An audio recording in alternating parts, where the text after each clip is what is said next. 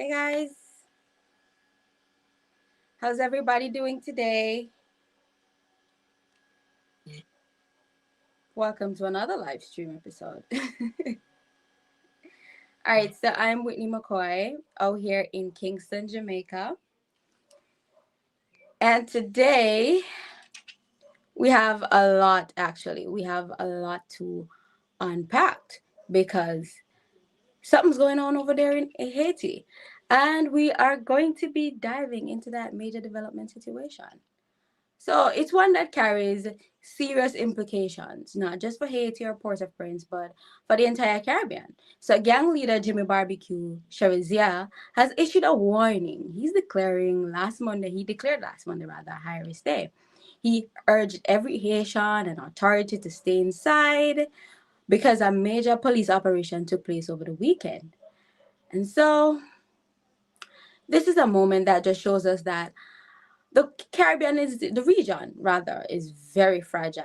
And we're going to have to, dive into what triggered the warning from Barbecue, why he has this kind of influence, how Haiti even got to this point, the impact on ordinary Haitian citizens, and how this crisis could affect everybody and not just, Haiti. Because for a long time, Haiti it's been going through a lot. I mean, since 2008 or 2010 rather, we've we've been seeing this just going downhill. I mean, last night I remember telling you guys yesterday that the reggae boys, Jamaican reggae boys, had a game at the National Stadium to play for the World Cup. I said 2028, but apparently it's 2026. My bad, I'm not a big football fan. Haiti, they're actually going to the World Cup. So we see them thriving, we see them doing their best, we see them going at it. But the only problem is that home, what's going on at home, it's just not nice. So let's get into what's happening. So Barbecue, he called last Monday a high risk Monday. Why? Well, over the weekend, Haitian police and the military carried out a major assault on the 400 Mawozo gang, one of the most violent and heavily armed gangs in Haiti. Authorities reportedly seized multiple weapons and delivered what they call a decisive blow. Within hours, Barbecue issued a public warning, telling Haitians to stay inside. He described Monday as a high-risk day and added that anyone who ignores the warning does so at their own risk. Now, in a functioning country, that kind of message would come from the government, or from national security forces. But in Haiti, it's coming from a gang coalition leader. And millions of people listen. That alone tells you the severity of the situation. I'm going to play the video for you guys to look at.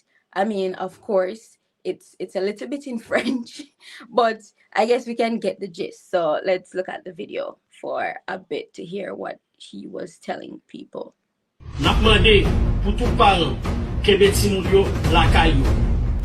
Tout chauffeur transport public, moun qui des machines privées, n'a demandé rester la caillou. Raison pour moun pas dire que nous même nous vivons ensemble, nous pour les camionnette malheureux, nous pour les petits bus malheureux, c'est malheureux par nous qui sont de nous victimes. N'a demandé tout le monde qui vont prendre chance passer sous la mer.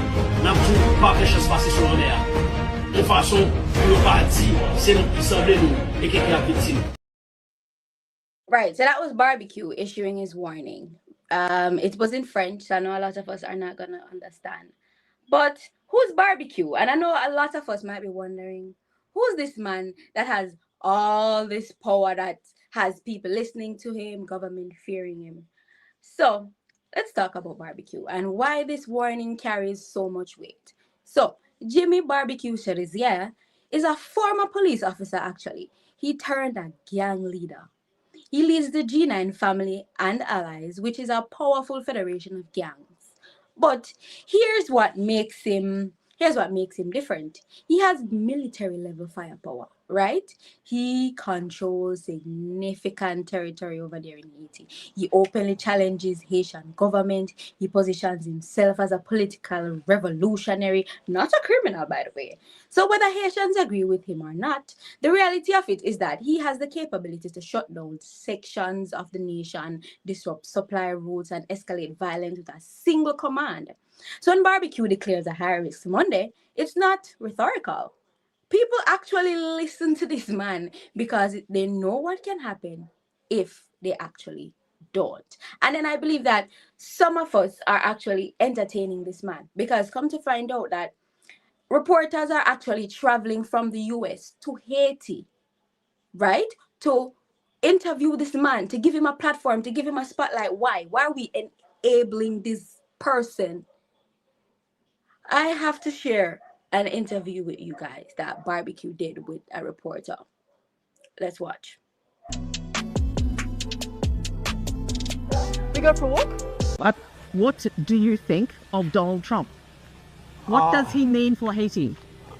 Ça m'a toujours dit que le gouvernement américain va changer. Parce que Donald Trump sont nationalistes, Donald Trump sont patriotes, ils gestionnement mes pays, Donald Trump a fait travail pays. Nous-mêmes, nous supposons montrer que nous sommes un patriote, nous supposons que nous sommes nationalistes et que nous faisons travail pays par nous. So, do you think you have something in common with Donald Trump? Of course, yes. Of course. Et il s'est... pendant que par Trump là, Can you tell me in English? No, stop. Why, Jimmy? Why do you laugh when I ask you? Do you feel a little bit similar to Donald Trump? I think it's better. I think it's better for me to answer in Creole. I know, but my Creole is non-existent. No, you will translate it after. I know, but hang on a second. So, see if I have this right. I think we have something in common. You and Trump. Yeah, and during his campaign, he said, we need to drain the swamp. We need to drain the swamp. That's the same thing I want to do in Haiti. So are you the Trump of Haiti? Maybe yes. I heard your guys saying that. The young guys when we were waiting to see Yeah, you. maybe yes. So Yeah, is he a hero for you? I think so.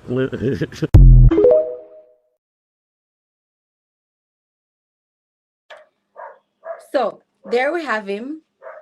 There we have somebody entertaining the foolishness actually. Because who travels to interview a criminal, right?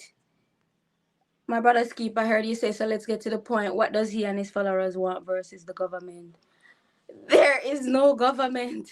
We heard from the murder of the former president back in 2021, Juvenal Moise.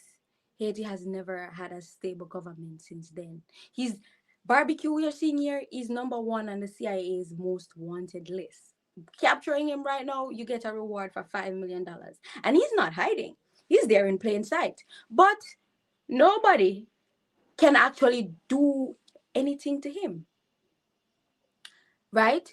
So for people outside of Haiti, the term high risk Monday may sound, it may sound a little vague. But for Haitians, what it means is very deep. What it means is that don't leave home, right? Because if you leave home, something may happen to you. Schools are closed. Children can't go to schools. Markets are shut down. So if you don't have any food, I am very sorry for you.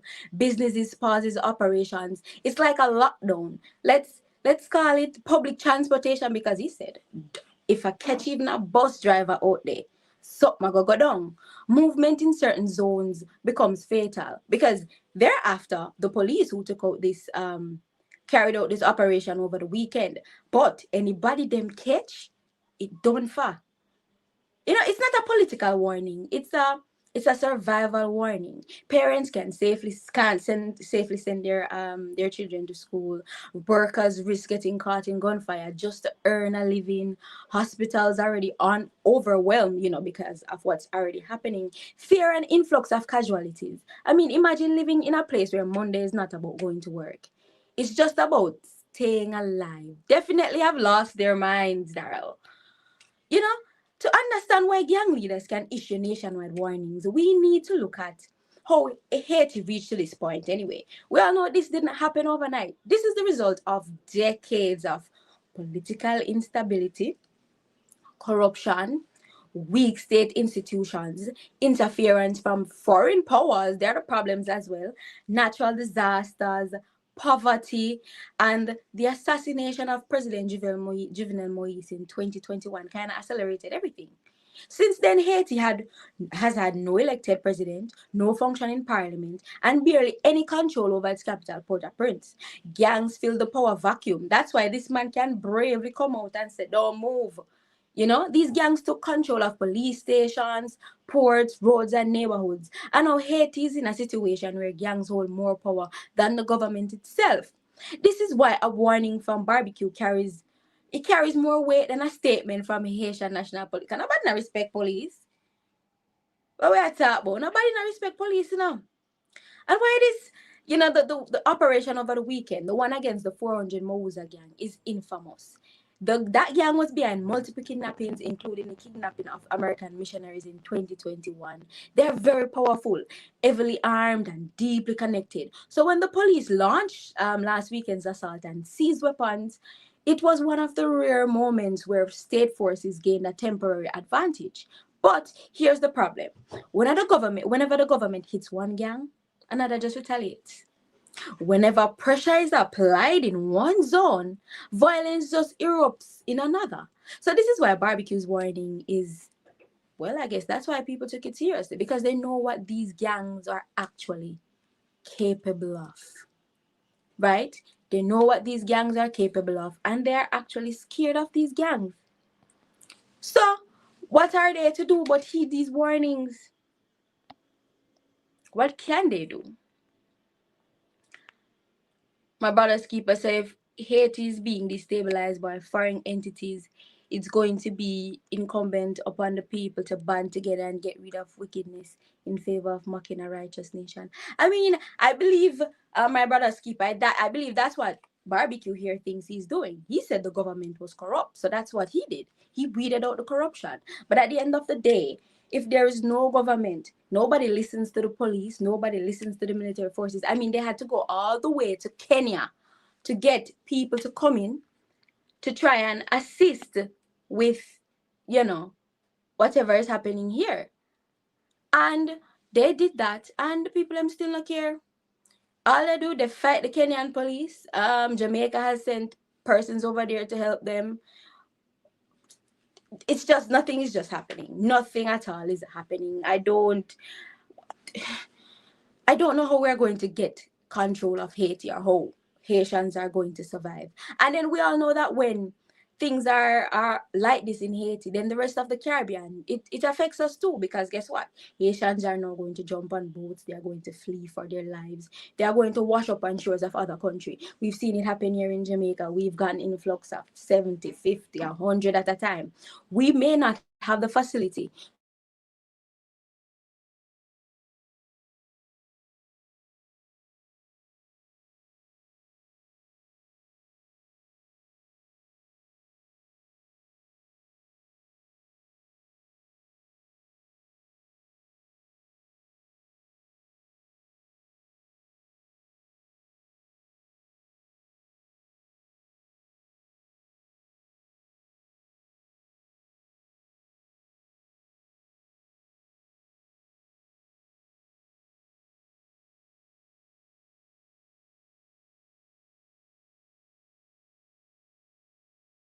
My name is Jimmy Chérizier, barbecue. If the FBI wants me, I'm here.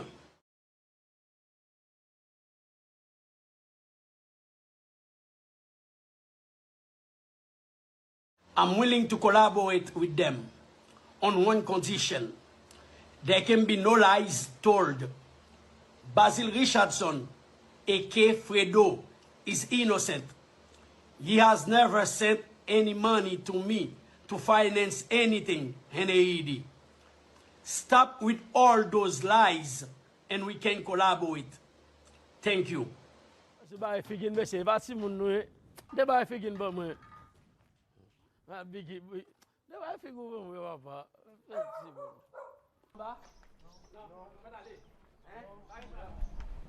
Is this now all your territory? Because it was an open road when I was last here. Yeah. Ouais. Comment nous? Combien?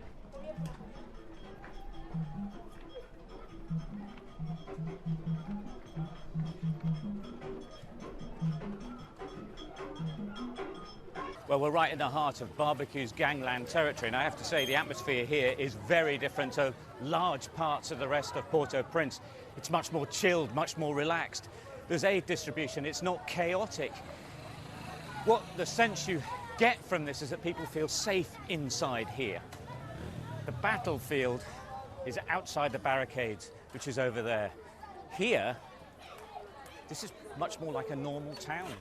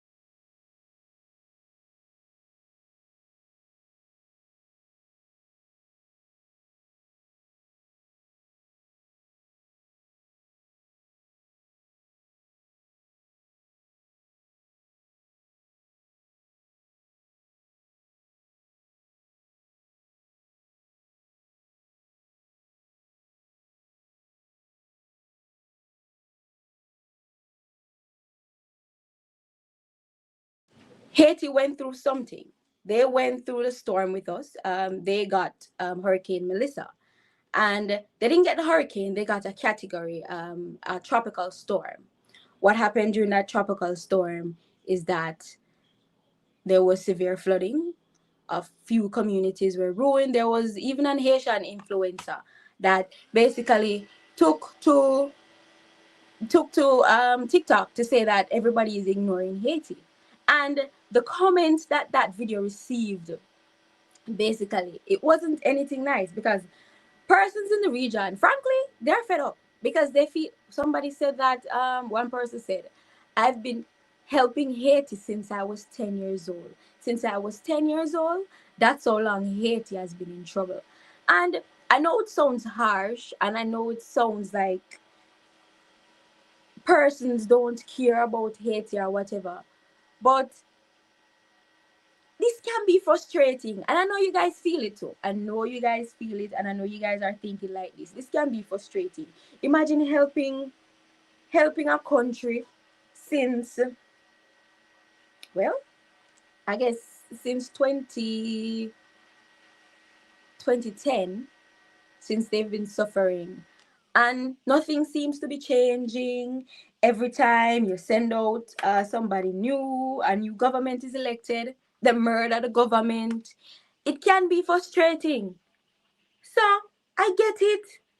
I 100% get it. And I get why persons don't even want to be here. I mean, let's put politics aside for a moment and talk about the human story.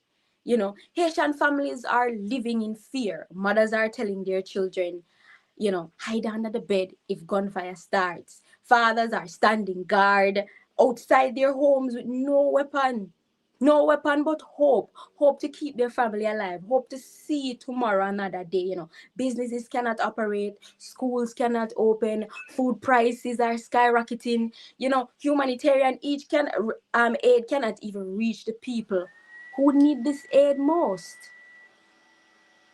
So I can see how it's scary to live there. I mean, big up to the Haitian football players who wasn't able to play a single.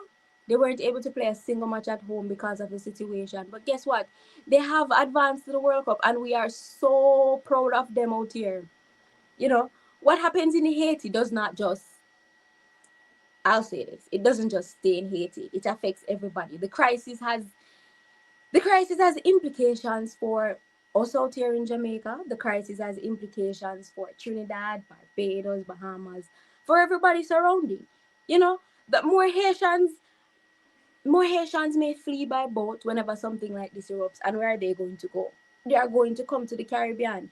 And we might not have the facilities. I mean, they've come to Jamaica so many times whenever the violence erupts and whenever something goes down. But the truth is that a lot of these countries that they flee to cannot manage them. And so people may think, they may think that these countries are heartless when they send them back home. But the truth of the matter is that these countries just cannot. They cannot keep up with them. So, what are we to do, guys? What do we think? What do we think can be a permanent solution for what's happening over there in Haiti? Mark says the streets are gonna take over. Shatters. Trust me, the streets have already taken over. Everybody over there in Haiti, they are fearing for their life. I mean, this gangman barbecue, this man runs Haiti. We're talking about us here in Jamaica. Think about him as he's the leader, and he was former police, so he knows the ins and outs. He has access to high military grade weapons that he took with him. He said that he was inside the system, so he saw what was going on. He knew exactly, where the corruption started. So he decided, guess what? Make a weed it out. They assassinated the president. They attempt to kill his wife. She had to flee for her life. She's over there in America seeking asylum because she's scared to go back home for fear of dying. And then while a person say, oh, the violence is limited to one area, which is Port-au-Prince, that's not exactly the case. It's spreading because now that the police has gone in and they've taken this gang out, the 400 Mawozo gang. Now that they've taken them out, another one is just going to rise up in its place.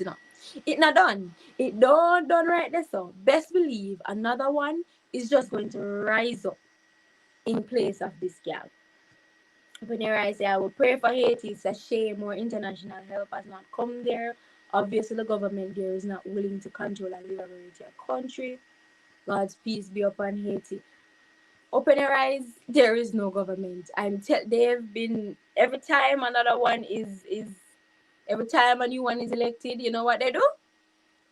They kill them. So people are just scared. Everybody's scared. Citizens are scared. Persons are scared to take on the role of government or president because they in fear of their life.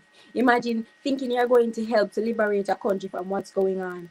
And then what that happens is that you yourself lose your life. I mean, think about it, Haiti was the first nation to rise up against slavery. So we know how strong Haitians are. They were the first nations to start the revolution and to fling out the colonizer them out of them country. So yeah, we know that Haitians are strong. But it's the same unruly behavior that has them in the situation that they're in. If we're really thinking about it, because how can someone say, I see that the government is corrupt, so I just kill him. Who then takes the government place? If you're going to lead, you can't lead the way you're going to lead. This is not a Burkina Faso situation, that we get, that we saw. We saw a man fighting. We saw a man fighting for his people, doing what's right. Barbecue not upon that. Barbecue, this man is in plain sight. He's killing people. He has people in fear of their life. He doesn't have any, after killing all these people, he has no plans for the nation, basically. So, he kill off the government, he kill off the people, but he has no plans for the country. This is not a Burkina Faso situation. So I don't want us to confuse the two. At least, what happens in Burkina Faso after Ibrahim Traoré, after he did what he did, we see him working for his people. He said the government was corrupt, he took over, but guess what? He's working for his people. He is he's getting deals for the country. He's doing what he needs to do. We don't see Barbecue doing that. We don't see Barbecue doing that at all. What we see this man doing is killing people, and nothing is happening in place of that. So he's not the next Ibrahim Traoré, Once he killed these people, that's it. And this man is sitting in plain sight. Mind you, this man is on the FBI's most wanted list. $5 million for his capture. $5 million for, you know how much money is that? $5 million to make it onto that list. Right. And well, yep. It's been like this for a while. It's definitely been like this for a while. And I don't see how it's going to change unless we all band together. I'm not sure what CARICOM can do about this. Persons might be frustrated, saying that we've been doing this. Look how much years we've been doing this. But the truth is that we need to help our brothers and sisters. So what are your thoughts? Do we think that CARICOM needs to push for intervention? Do we think that the gangs have too much power in Haiti? Because as it stands now, they run Haiti. They run Haiti, and there's nothing anybody can do about that. What are our thoughts? Do we think that is Haiti being abandoned? Would we say that Haiti is being abandoned by the international community? I mean, I wouldn't think so, because right now the Kenyan police force is over there in Haiti trying to bring back stabilization. Even though the Kenyan people were heavily against it, because they stated that the Kenyan government was just greedy and wanted money. Hence why they took it up. Is that what we're saying? Let's see.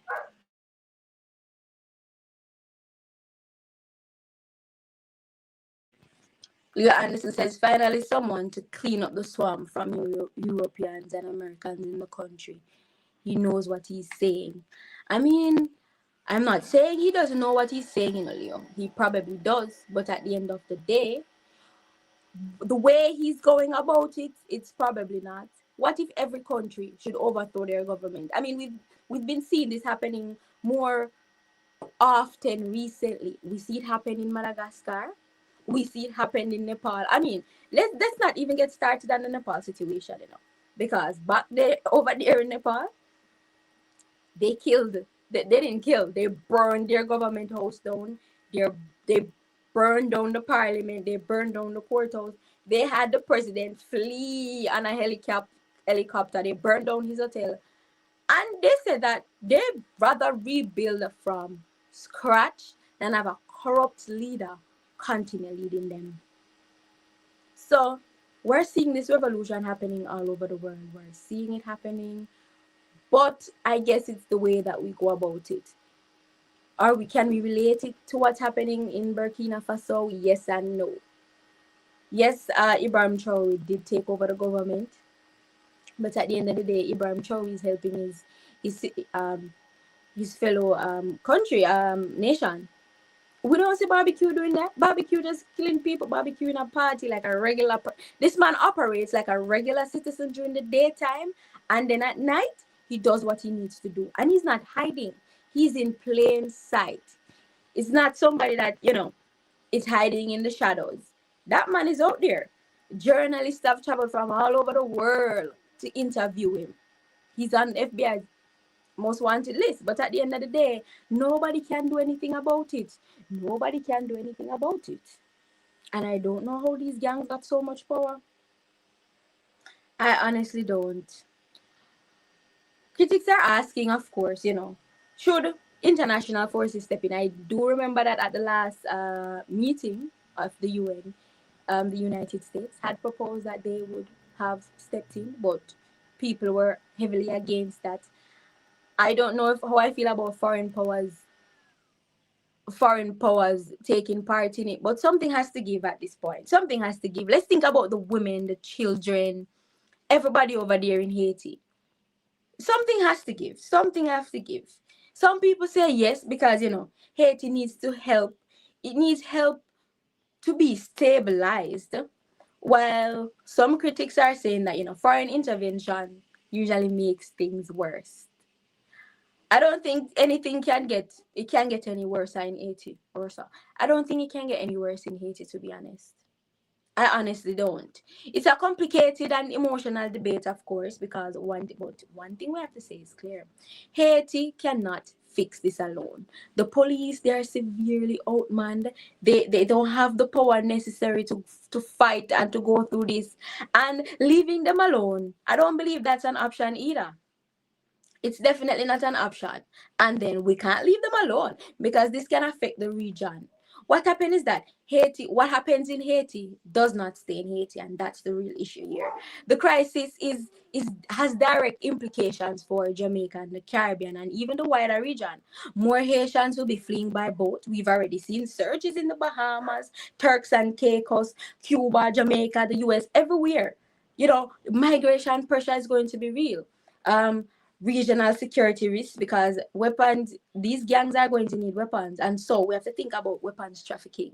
Where are they getting all these weapons from? Political pressure, because CARICOM is definitely going to be forced to respond. International intervention debates will intensify, of course.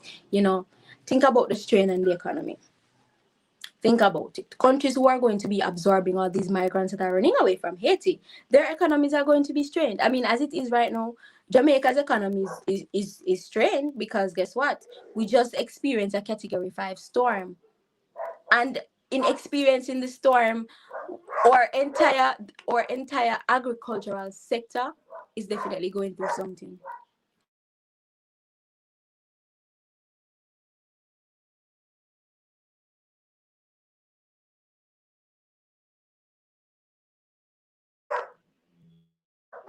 Mr. Chilled Asian, we see you. How are things? How are things with the people back home? Have you spoken to them, Mr. Chilled Asian? How are they coping?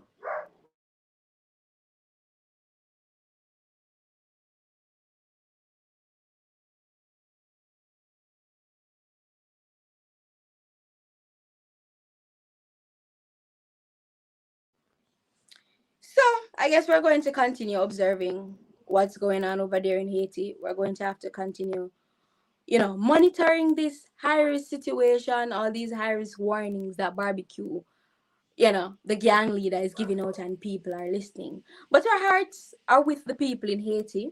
This is not just a Haitian crisis.